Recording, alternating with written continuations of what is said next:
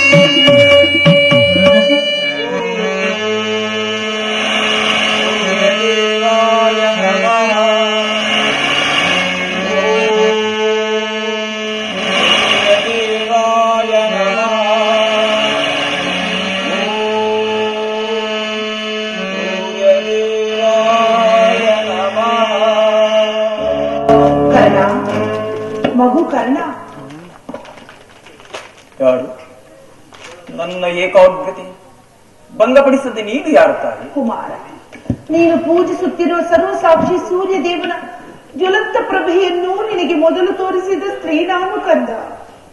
ಈ ನಿರ್ಭಾಗ್ಯಗಳನ್ನು ಕುಂತಿ ಎಂದು ಕರೆಯುವರ ಮಗನೇ. ಕುಂತಿ ಅಂದರೆ ನನ್ನ ಎತ್ತ ತಾಯಿ, ನನ್ನ ಜನ್ಮದಾತೆ. ಹೌದು ಕಂದ. ನನ್ನ ಪರಮ ವೈರಿ ಹತ್ತಿ ನನ್ನ ಜನ್ಮದ ಅಮ್ಮ ಇದು ನಮಸ್ಕರಿಸುವೆ.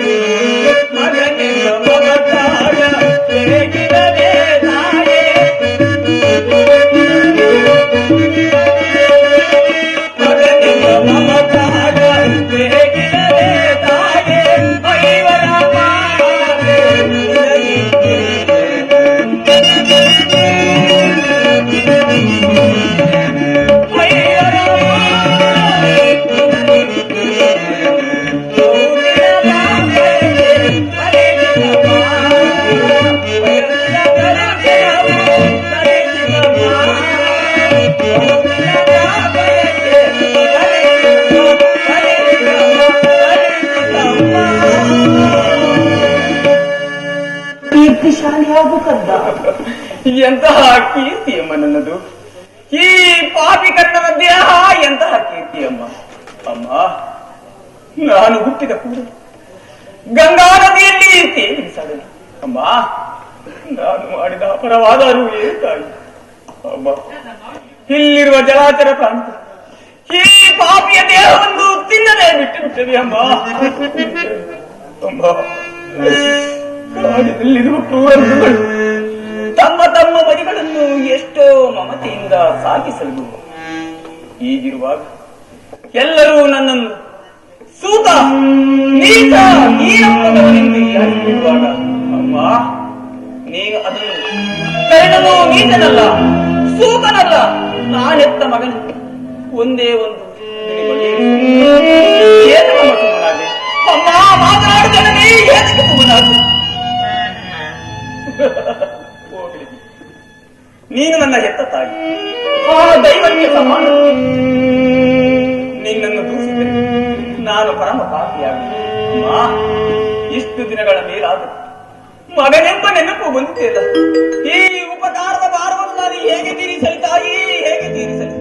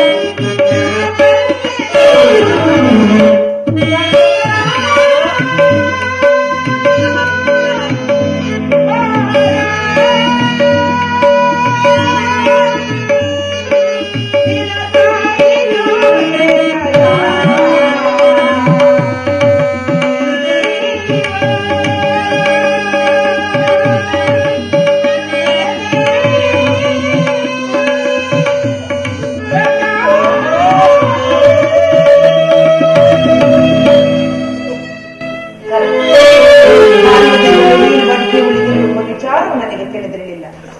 ಇದೀಗ ಶ್ರೀಕೃಷ್ಣ ಪರಮಾತ್ಮನಿಂದ ನಿನ್ನ ಜನ್ಮ ರಹಸ್ಯವನ್ನು ತಿಳಿದು ನಿನ್ನನ್ನು ನೋಡುವ ಆತುರದಿಂದ ಓಡೋಡಿ ಬಂದೇನು ಕಂದ. ಕರ್ಣ, ಬಾಲ್ಯದಿಂದಲೂ ನೀನು ಅನುಭವಿಸಿರುವ ಪ್ರತಿಯೊಂದು ಕಷ್ಟಗಳಿಗೂ ನೋವಿಗಳಿಗೂ ಈ ಪಾಪಿ ಕುಂತಿಯೇ ಕಾರಣಳು.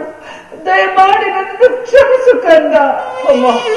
ನೀನು ಈ ರೀತಿ ಮಾತನಾಡುತ್ತಿರುವುದು ಬಾಲಕನಾದ ನನಗೆ ಶ್ರೇಷ್ಠವಲ್ಲ.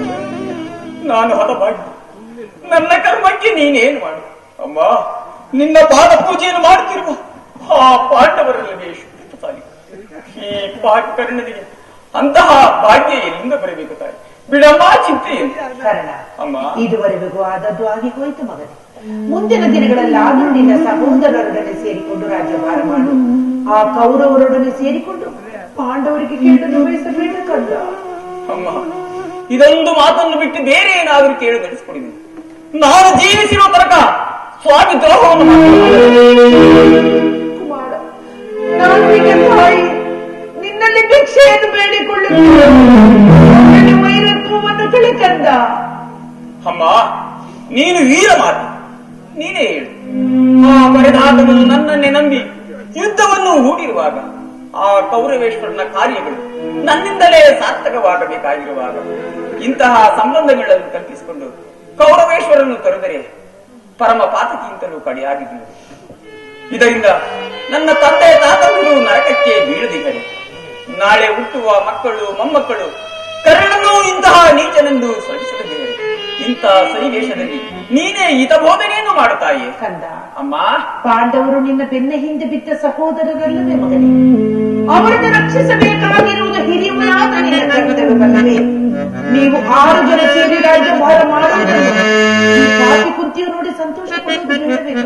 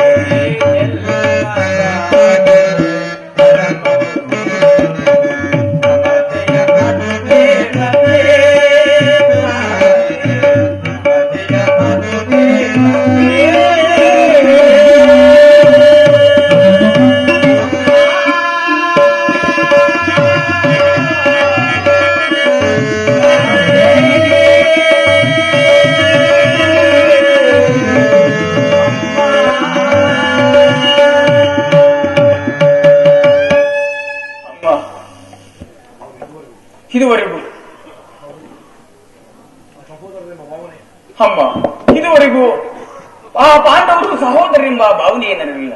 ಇದರಲ್ಲಿ ನನ್ನ ತಪ್ಪೇನಿಲ್ಲ. ಎಳೆಯತನದಲ್ಲಿ ನಿಷ್ಕರಣೆಯಿಂದ ಸಾಕಿ ಬೆಳೆಸಿದ ಸಸಿಯು ಪೋಷಿಸುವರಲ್ಲಿ ಒಡೆದು ಹೋಗಿ ಪುನಃ ಚಿಗುರುವುದೇ ತಾಯಿ.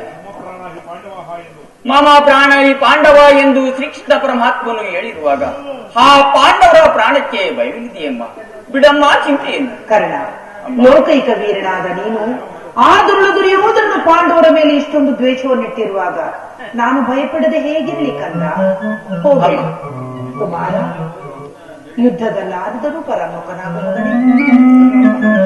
ಅಮ್ಮ, ಕರ್ಣನು ಅಂತಹ ನೀತನಲ್ಲ.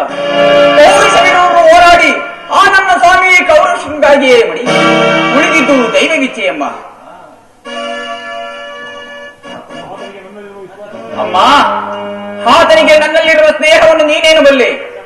ಪ್ರಪಂಚವೇ ನನ್ನನ್ನು ಹುಡುಕಿದಾಗ ಬಹು ಮನ್ನಣೆಯಿಂದ ಸಾಕಿ ಸಲಿಗಿ ಅಂಗರಾಜ್ಯಕ್ಕೆ ಪಟ್ಟಾಭಿಷೇನಾಗಿ ಮಾಡಿದರು.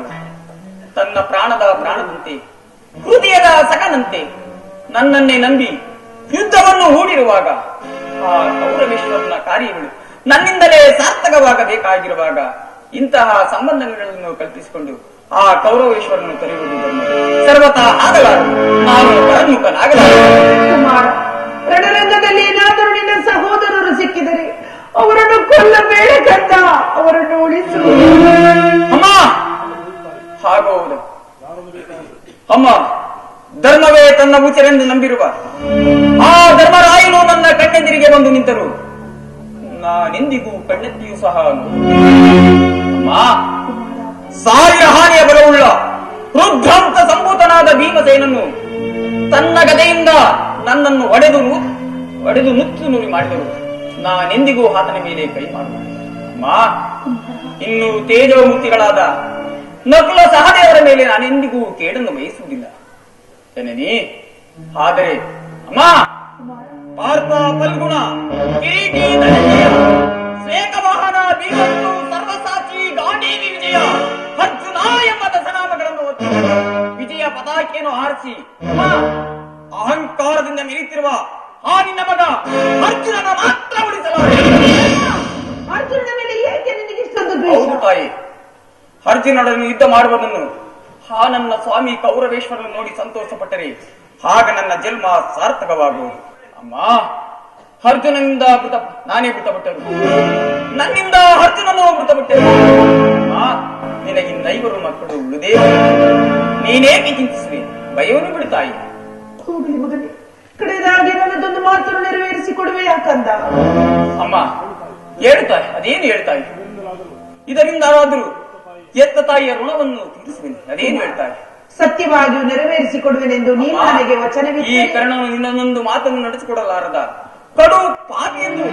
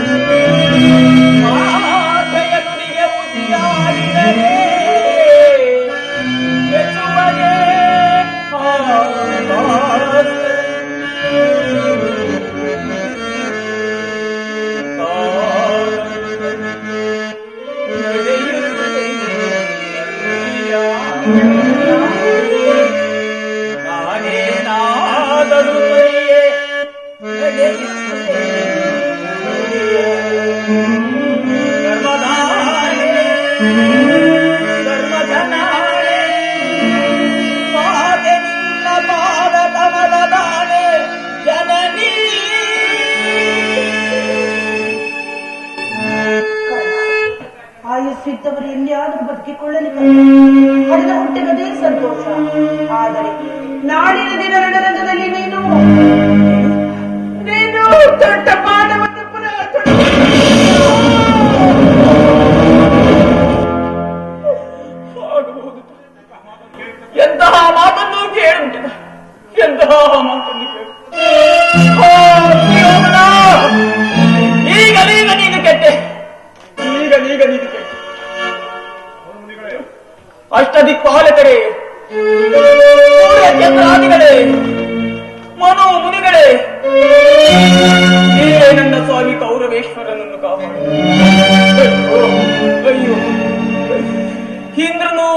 ಕೋಪದಿಂದ ನನ್ನ ವಜ್ರ ಕವಚವನ್ನು ಅದು ಅಲ್ಲದೆ ಶ್ರೀಕೃಷ್ಣ ಪರಮಾತ್ಮನು ನನ್ನ ಜನ್ಮ ವೃತ್ತಾಂತವನ್ನು ತಿಳಿಸಿ ನನ್ನ ಹೃದಯದ ಸ್ಥೈರ್ಯವನ್ನೇ ಈಗ ನನ್ನ ಎತ್ತ ತಾಯಿಯಾದ ಕುಂತಿದೇವಿ ಬಂದು ಈ ಯುದ್ಧದಲ್ಲಿ ದೊಡ್ಡ ಬಾಣವನ್ನು ಪುನಃ ತೋಡಬೇಡ ಮಗನೇ. ದೈವ ಪ್ರಪಂಚ ಎಲ್ಲವೂ ಸಂಚು ಮಾಡಲಿ ಪೌರುಷವಿರುವರು ಹೋರಾಡು. ಆ ನನ್ನ ಸ್ವಾಮಿ ಕುಳಿದಿದ್ದು ದೈವ ಇಚ್ಛೆಯಮ್ಮ. ಅಮ್ಮ, ಈ ನಿನ್ನ ಮಾತಿನಲ್ಲಿ ಸಂದೇಹವಿಲ್ಲ ತಾನೇ ಕಂದ?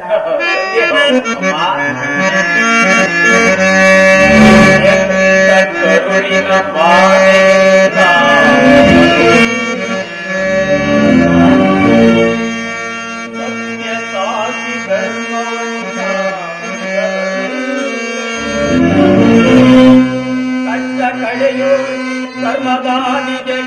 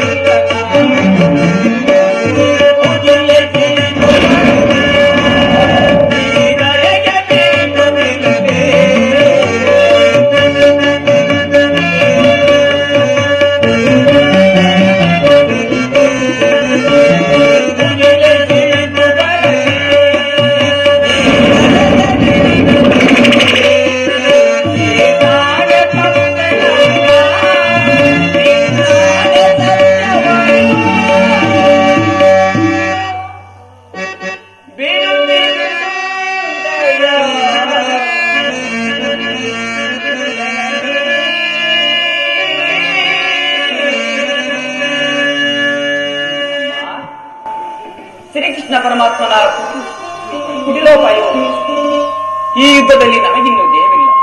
ನಿಮ್ಮೆಲ್ಲರ ಸಂತೋಷವಿದ್ದಂತಾಗಿ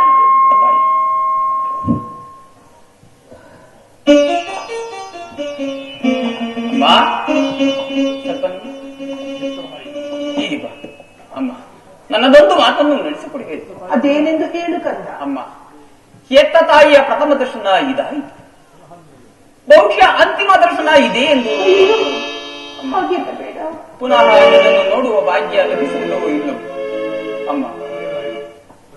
ಕಡೆಯದಾಗಿ ಈ ಕುರುಕ್ಷೇತ್ರ ಮಹಾಯುದ್ಧದಲ್ಲಿ ನನ್ನದೊಂದು ಮಾತನ್ನು ನಡೆಸಿಕೊಡಬೇಕು. ಅದೇನೆಂದು ಹೇಳು ಮೊದಲೇ. ಅಮ್ಮ, ಈ ಯುದ್ಧವು ಮುಗಿಯುವ ತನಕ ನಾನು ನಿನ್ನ ಮಗನೆಂಬ ವಿಚಾರವನ್ನು ಯಾರಲ್ಲಿಯೂ ಏನು ದೈವವಶತ್ ಈ ಯುದ್ಧದಲ್ಲಿ ನಾನೇನಾದರೂ ಸತ್ಯಸಂಧನಾದ ಆ ಧರ್ಮರಾಯನಿಂದಲೇ ನನ್ನ ಉತ್ತರಕ್ಕೆ ಆದಿನ ಮಾಡಬೇಕೆಂದು ಅಯ್ಯೋ ವಿಧಿ, ಕಣ್ಣೀರಿನಲ್ಲಿ ಕಲಿಸಿದ ದುಃಖದ ಮೃತ್ತಿಕೆಯಿಂದಲೇ ಕುಂತಿಯನ್ನು ನಿರ್ಮಿಸಿದ್ದೇವೆ. ಕರ್ಮಕ್ಕೆ ತಕ್ಕ ಫಲ, ಪಾಪಕ್ಕೆ ತಕ್ಕ ಶಿಕ್ಷೆ. ಇದೆಂತಹ ಸಂಕಟ ಮಗನೇ, ಇಂತಹ ಸಂಕಟ ನಾಶಗಳಿಂದಲೇ ಸಾಮ್ರಾಜ್ಯ ಕಳೆಯುವುದಾದರೆ ಅಂತಹ ಸಾಮ್ರಾಜ್ಯವು ಈ ಪ್ರಪಂಚದಲ್ಲಿಲ್ಲದಂತೆ ನಾಶ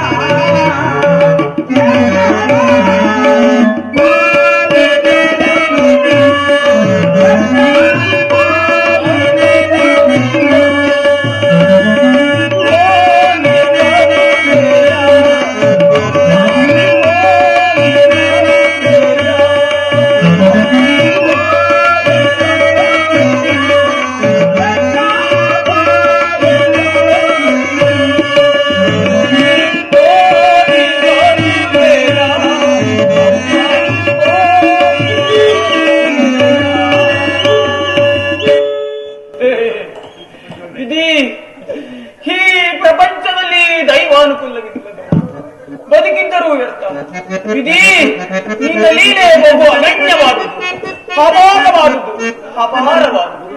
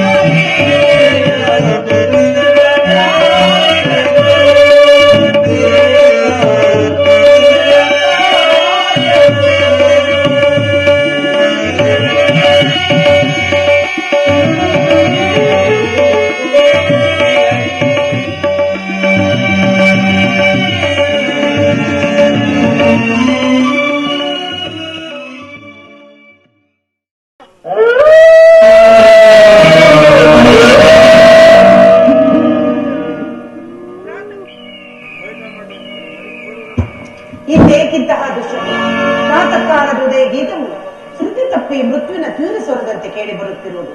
ಅದರೊಡನೆ ವೇಣುವನದಲ್ಲಿ ಬೆಳಗಿನ ಜಾವದಲ್ಲಿ ಕೂಗುತ್ತಿದ್ದ ಮೂಗಿಗಳ ಮಂಗಳ ಸ್ವರವು ಮಿಳಿತವಾಯಿತು. ನೋಡುತ್ತಿದ್ದ ಹಾಗೆ 106 ನಕ್ಷತ್ರಗಳು ಬೋಡುತ್ತಿದ್ದವು. ಈ ಎಲ್ಲಾ ನಿಮಿತ್ತಗಳ ಅರ್ಥವೇನು? ಇದರಿಂದ ನನ್ನ ಮಕ್ಕಳಿಗೆ ಯಾವ ಕೇಳು ಸಂಭವಿಸುವುದು? ಹೋರಾಟದಲ್ಲಿ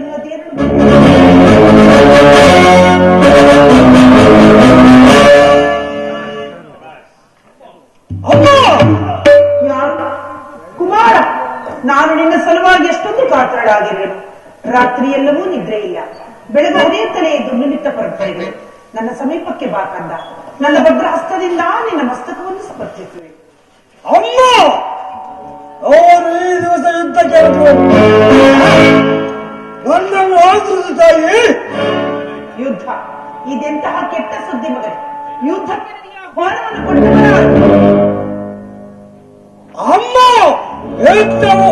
ಅಮ್ಮ ಹೋಮ ಇರುವ ಶಕ್ತಿಯ ತನಕ ಇದು ಸಲುವಾಗಿ ಯಾರು ಅನುಮತಿ ಕಳೆದಿಲ್ಲ ತಾಯಿ. ಕುರುಕ್ಷೇತ್ರದಲ್ಲಿ ನಮ್ಮ ಸೈನ್ಯವು ಸಮ್ಮಿತವಾಗುವುದರಿಂದ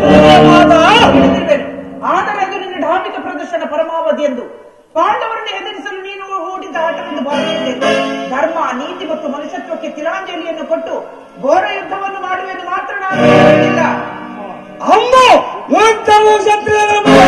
ಯುದ್ಧವು ಮನುಷ್ಯನ ನಾಶ, ನೀತಿಯ ಪ್ರಳಯ, ಧರ್ಮದ ಮಹಾವಿಪ್ಲವ. ಈ ಜಗತ್ತನ್ನು ನಿರ್ಮಿಸಿದ ವಿಧಾತನು ಯುದ್ಧವನ್ನು ನಿರ್ಮಿಸಲಿಲ್ಲ. ದುಡುಕಬೇಡ ಕಂದ, ಯುದ್ಧದ ಚಿಂತೆಯನ್ನು ಬಿಡು, ಪಾಂಡವರೊಡನೆ ಸಂಧಿಗೆ ಸಮ್ಮತಿಸು. ಅಮ್ಮ, ಈ ಅಪವರ್ಷ ವಾಕ್ಯವನ್ನು ಕೇಳಿ ಕೇಳಿ ಬೇಸತ್ತೋಗಿರು. 100 ಜನ ವೀರಪುತ್ರರನ್ನು ಹೆತ್ತ ಮಾತು ಅದು ನೀನು ಒಂದಲ್ಲ ಇದ್ದು ಸಲುವಾಗಿ ಇಷ್ಟೊಂದು ಕಾತುರವಾಗಿರುವೆಯ? ಎಂಥವು ಕ್ಷತ್ರಿಯ ಧರ್ಮ? ಅಮ್ಮ, ನಾನು ಆ ಧರ್ಮವನ್ನು ಪಾಲನೆ ಮಾಡಿದನು. ನನ್ನನ್ನು ಅರಸು ತಾಯಿ.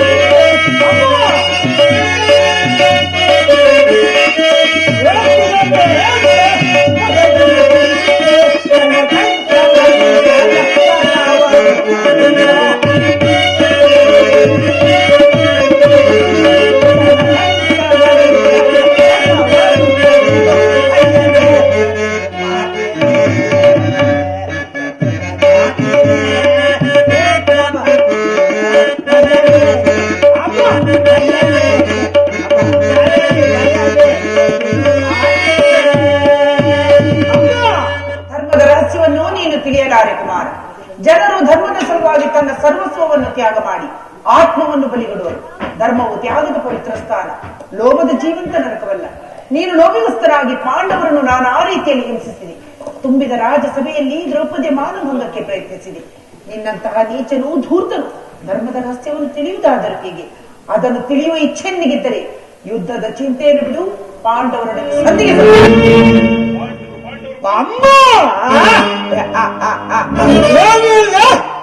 ಪಾಂಡವರು ಪಾಂಡವರು ಪಾಂಡವರು ಅಮ್ಮ ಪಾಂಡವರು ಮಾಡಿದ ಧರ್ಮ ಸಮ್ಮತವಾದರೆ ಆ ಧರ್ಮಕ್ಕೆ ಸದಾ ಧಿಕ್ಕಾರದಲ್ಲಿ ಪತ್ನಿ ಅಪಮಾನವನ್ನು ನೋಡಿದ್ದ ಕ್ಷೇತ್ರದ ಸೋಮವಾರ ಮಾನವ ಧರ್ಮವಲ್ಲ ಅಮ್ಮ ಭರತವಂಶದ ಕಳಂಕ ಸ್ವರೂಪರು ಅವರನ್ನು ಸಮೂಲವಾಗಿ ನಾಶ ಮಾಡುವುದೇ ಈ ಉದ್ದೇಶ. ಅಮ್ಮ ನನ್ನನ್ನು ಆಶೀರ್ವದಿಸಲಿ. ನನ್ನ ಆಶೀರ್ವಾದವನ್ನು ನೀನು ಈ ಜಾತಿ ಹಿಂಸೆಗೆ ನನ್ನ ಶುಭ ಕಾಮನೆ ಅಗತ್ಯವಿದೆ. ಯಾವ ಪಾಪಿ ಯಾವುದೇ ಕಾರಣಕ್ಕೂ ನನ್ನ ಆಶೀರ್ವಾದವನ್ನು ನೀನು ಹೊಂದಲ. ಹೊರಟು ಹೋಗಿ ಇಲ್ಲಿಂದ. ಅಮ್ಮ ಮಾತೃವಾಕ್ಯಗಳನ್ನು ತಿರಸ್ಕರಿಸಿದ ಮಾತ್ರ ಪಾಪದ ಫಲವು ನನ್ನ ಕೆಟ್ಟದ ಬುದ್ಧಿಯಾದ ಸರಿಯೇ ಪಾಂಡವರನ್ನು ಯುದ್ಧಕ್ಕಾಗಿ ಆಕ್ರಮಿಸಿ ಬಿಡುತ್ತೇನೆ ತಾಯಿ. ಆಹ್ವಾನಿಸುತ್ತಿದ್ದು ನಿನ್ನ ಶತ್ರುವನ್ನಲ್ಲ, ನಿನ್ನ ಮೃತ್ಯುವನ್ನು. ಅಮ್ಮ ಹೌದು, ಹಸ್ತಿನಾವತಿ ಬದಿಯಲ್ಲಿ ಹರಿಯುತ್ತಿರುವ ಗಂಗಾ ನದಿಯು ಕೆನ್ನಿನ ಕಾಲುವೆಯಾಗಿ ಹರಿಯಲಿರುವಳು. ಹಸ್ತಿನಾವತಿ ಮುತ್ತೈದರೆಲ್ಲರೂ ತಮ್ಮ ತಮ್ಮ ಮಾಂಗಲ್ಯವನ್ನು ಕೈಯಲ್ಲಿ ಹಿಡಿದು ನಿಲ್ಲುವಳು. ಹಸ್ತಿನಾವತಿಯ ರಕ್ತ ಸಿಂಹಾಸನವು ರಕ್ತದ ಕೋಡಿಯಲ್ಲಿ ಮುಳುಗಿ ಹೋಗಲಿರುವುದು. ಸುಯೋಧನ, ನೀನೇನು ಮಾನವನೋ ಅಥವಾ ದಾನವನೋ? ನಾನು ಕ್ಷಣದಲ್ಲಿ ಮಾನವನ ತಾಯಿ, ರೂಪದ ವೃದ್ಧವನ. ತಾಯಿಯ ಹೃದಯವನ್ನದೆಂತಹ ವಿಚಿತ್ರ ವಸ್ತುವಿನಿಂದ ನಿರ್ಮಿಸಿದ್ದೆ. ಈತ ನನ್ನ ಪುತ್ರನು. ನನ್ನ 100 ಜನ ಮಕ್ಕಳಲ್ಲಿ ಈತನನ್ನು ತ್ಯಾಗರದಿಂದ ಸಾಕಿದೆನು. ಇರಲಿ, ಸುತನನ್ನು ಆಶೀರ್ವದಿಸಿ ಕಳಿಸಬೇಕಾಗಿರುವುದು ಮಾತೆಯಾದವಳ ಕರ್ತವ್ಯ. ಕುಮಾರ,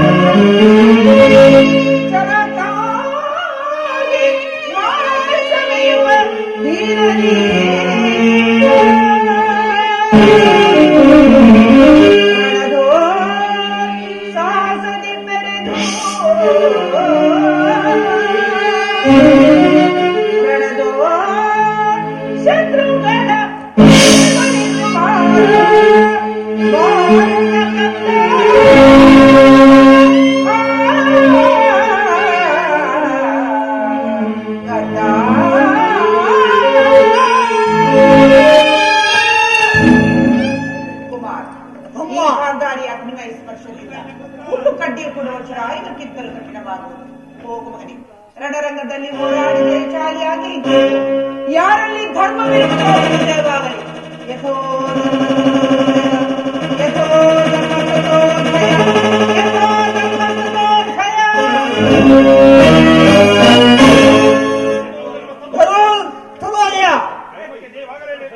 ನಮಗೆ ಜಯವಾಗಬೇಕು. ದಸ ದಿಕ್ಕುಗಳಿಗೆ ಊಡಾಗುವಂತೆ